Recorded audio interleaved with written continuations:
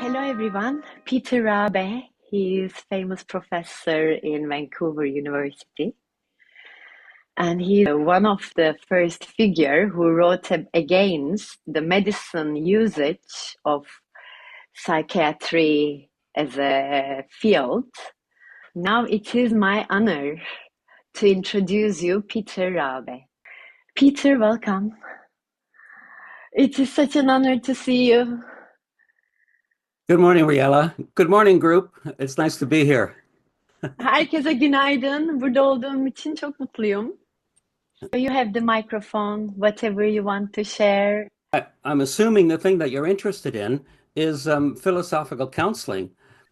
Philosophical counseling doesn't do any diagnosing. In other words, we don't look for symptoms and then put a label of some kind of illness on the symptoms. The diagnosing and putting a label on a particular illness is what we call the medical model. And philosophical counseling does not follow a medical model. So that's the medical approach, is to say that someone is suffering from depression or someone is suffering from anxiety, which puts depression and anxiety as being illnesses that attack people. So that's the medical approach, is to say that someone is suffering from depression or someone is suffering from anxiety. So the philosophical approach that I take, and what philosophical counseling says is a better approach, is to say, instead of you're suffering from depression, the question is, what are you depressed about? The same thing with anxiety. Instead of saying you suffer from anxiety, the question is, what are you anxious or nervous or worried about?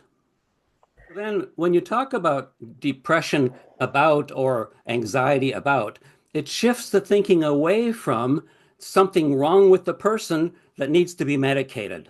What I'm finding out lately in reading psychiatry and philosophy or psychotherapy and psychological counseling and so on, is that this perspective is shifting away from medicating a condition that you're suffering from and saying, let's ask the person what it is that they're concerned about. What are they depressed about? What are they anxious about? When you have the perspective of it not being a medical condition, then you also have to think in terms of what's the difference then between medicalizing a person who's depressed, so-called depressed as an illness, and a person who's depressed about something. What's the difference in the person that we're talking about here? So what we're really talking about is the difference between the brain and the mind. And the brain is a physical entity. Maybe I should let you translate. So the important difference is between the brain and the mind. How do we define those things? Well, the brain is a physical organ, like the liver or the pancreas or the lungs. The brain is an organ that you can cut, you can manipulate it, you can zap it with electrodes, and you can mess it up with medications. The brain is an organ the difference then between the brain and the mind is the fact that the mind is not the brain. It's not the same. There are books that in English that I have studied that compare the two and say those things are exactly the same thing. The brain and the mind are identical. And I disagree with that. So again, the brain is a material thing. The mind is immaterial. It's not a material object. The mind is things like beliefs, values, everything that you think about and believe in, and how you live your life and so on, your ethics, your morality, all those things are your mind. And your mind is who you are. Where is the mind located? Well, there's a big literature on that right now. It's a really developing field. We used to think that the mind was in the brain, and that's where it was. But what researchers are finding out is that the mind is actually throughout the entire body. All of your body, all of who you are, is not just your thoughts. Your body and your thoughts combined end up being what we call the mind. Finding in the field of counseling and therapy and so on nowadays is that the doctors are saying we're pulling back on medication and we're talking more to people to try and find out what's going on in their lives. And I go, wow, that's a great idea. That's exactly what we're doing in philosophy. To summarize, The job of the philosophical counselor is to find out the different perspectives between the two people, the couple, between the two individuals, and why that perspective is so different. And that's what the job is. I think the difference between the medical model and philosophical counseling is that philosophical counseling agrees that time is required to deal with an issue. And whereas the medical model says, let's fix it right now with a pill. So the problem with the treatment for mental illness is, if I hate to use the word mental illness, but the problem with the treatment is the fact that it's based on a medical model in most cases, which gives only so much time for the problem.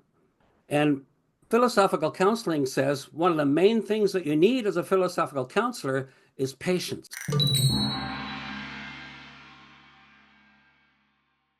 So in philosophical counseling, I very rarely tell people what to do. Very rarely, unless they ask me outright, what would you do? So again, doctors don't make suggestions. They tell you what medication to take, they tell you what to do differently, and so on. Whereas in philosophical counseling, it's not uncommon for the client or the patient to say, well, I don't think that'll work. Is there anything else you can suggest? And we go on from there. That was very good. You did a good job of that. İyi iş çıkardın diyor da. Thank you. This is why when I taught the course in philosophical counseling, one of the important sections of that course that went over 2 weeks actually was critical thinking. And I consider critical thinking as a preventative, as a way to defend yourself against the world that may be causing you problems. So again, philosophical counseling that I taught was a way to give students in the class the tools to prevent and to avoid the kind of mental problems that would then be diagnosable by the medical system as a mental illness. I'd like to ask you your approach in philosophical counseling. How different than cognitive approaches? And as another bonus question, if you can tell us for it whether it is useful or which you are feeling close to, which approaches in philosophy, which doctrines or which schools of philosophy you find it useful or you feel sympathy about? Wow. There are now a growing list of counseling techniques. Like the most common one that we have in North America is cognitive behavior therapy. And it's the person who developed it actually admits that he studied philosophy and he made it into a psychotherapy because at that time there was no psychotherapy. It was just philosophy and the medical model. And then I did some research about the psychotherapies that were developed. And I noticed, I learned that even Freud, believe it or not, studied philosophy and he gave up on it. And I don't blame him because in his day, philosophy was strictly theoretical. There was no application in the real world. The usefulness of philosophy has only recently been discovered, if you want to call it that. The ancients, way back when, they knew that philosophy was the therapy of the soul. And the word soul, by the way, is a problem in English because it refers, it's sort of a religious thing. But philosophy by the ancients was to deal with people's lives and with their emotions, with their minds, and so on. And then it was translated later as soul, which was a big mistake. If I had to name one philosopher, which I did for Lou, I did actually name Nietzsche. And I was reading Nietzsche before I knew what philosophy was. A professional philosopher that I am, I don't agree with everything Nietzsche says. But he was so clear. He was so... I don't want to use the word critical, but he critiqued the beliefs of his day. And for that, I respected him. And I liked what he wrote because he was very strong in his beliefs, but he accepted what other people, as a good philosopher, you accept what other people say if you feel that maybe you're not right in your position, right? So Nietzsche was my favorite, still is one of my favorite philosophers. You were talking about the difference between philosophical counseling or the resemblance and the Right. other approaches. Yeah. Yeah, and I think I made the point early on about the fact that we don't diagnose. That's important, right? And then everything else I've been talking about. Again, I think the critical point is the difference between medicating and talking with. That's a significant difference.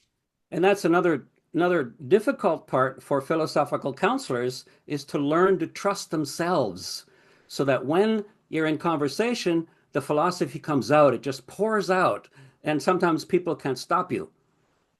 And you're a human being after all, you're not a computer. There's nothing wrong with saying, I think Aristotle said that. Let me go look it up, and then turn around and go to your bookshelf, grab the book and read the quotation and say, here it is exactly. I think clients really require that of precision from you as a counselor. I don't think most clients are that demanding. I think we have to be careful not to be afraid of our clients, that they're going to judge us in return, which I hope you don't judge your clients, but sometimes clients judge you. The majority of my clients that I've had have come to me as the last resort. They have tried other psychotherapists and counselors and psychiatrists and so on, and said, I never wanted to try philosophical counseling because I didn't know what it was, but I'm not happy with anything else I've had so far, so I thought I'd give you a try. So as a philosophical counselor, you're often the last resort. Two things that I've taught my students was, first of all, don't advertise yourself as a philosophical counselor, because people, and quite often they're afraid of philosophy. My brain, my mind, both have been stimulated by this conversation. I've really enjoyed myself today. Thank you very much for attending. Bugün çok keyif aldım. Hem beynim hem zihnim stimüle oldu. Gerçekten katıldığınız için çok teşekkürler. Bye. I so much appreciate it, Peter. Hey, Riella. I'll send you some Thank you for your information. support. Thank you. Bye-bye. Bye bye.